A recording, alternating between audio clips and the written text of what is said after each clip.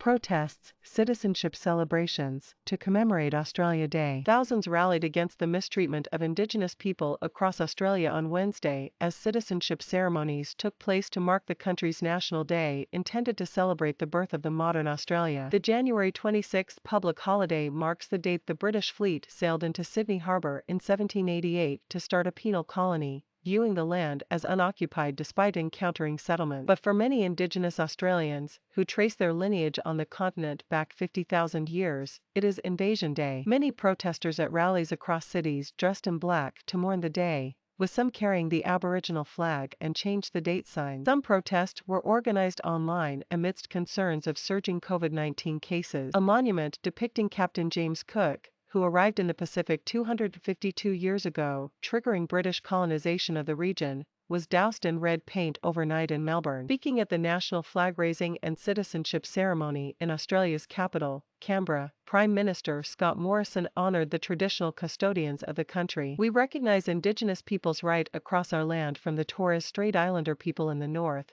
to the people in Tasmania, to the people across the Nullarbor in Perth and the Larrakia people in the top end," Morrison said. While the Australia Day remains contentious, this week's poll by the market research company Roy Morgan showed nearly two-thirds of Australians say that January 26 should be considered Australia Day. The rest say it should be Invasion Day.